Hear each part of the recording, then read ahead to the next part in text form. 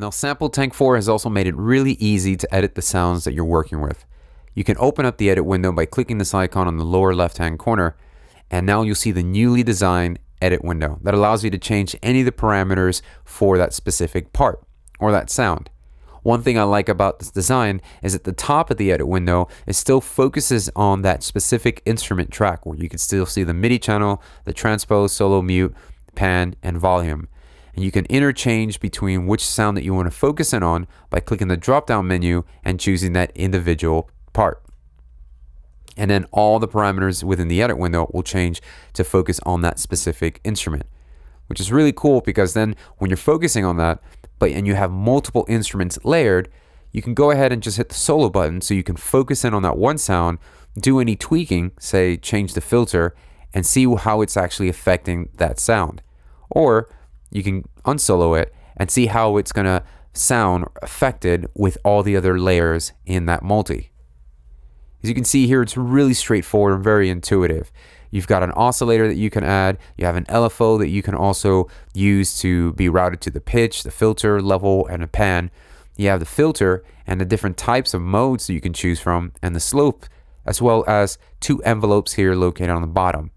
You can also switch from polyphonic to a mono setting for any of the sounds that you're working with. This is cool if you wanted to maybe take a bass tone and change it into maybe a patch to use as chords. Basses will normally come in mono, so I can go ahead and set it to poly and use it that way. So let's go ahead and do some tweaking to this patch.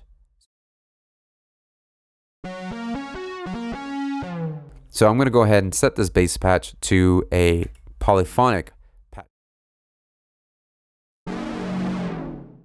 Now what I'm going to do is use the LFO here and assign it to the pitch. So I'll just crank the pitch knob up, and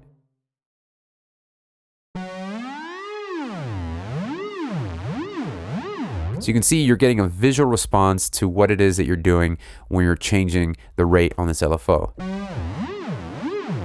We're going to go ahead and lower the depth, which is the amount of impact this LFO is having on the actual pitch.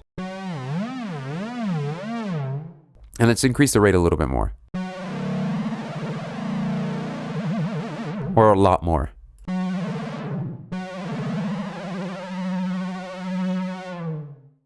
And then we can go ahead and adjust it and map the same settings of this LFO to the filter as well.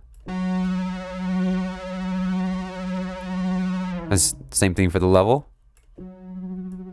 So this LFO is impacting the volume or the level of this patch more than the filter and the pitch.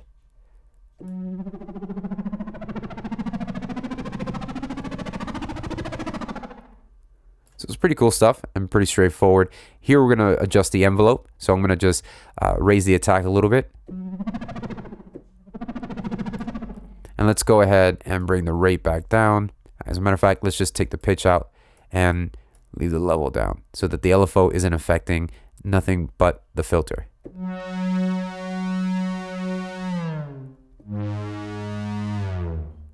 And we can have envelope 2 be assigned to the actual filter. And I can adjust how much this envelope will affect the filter by cranking up the filter slider.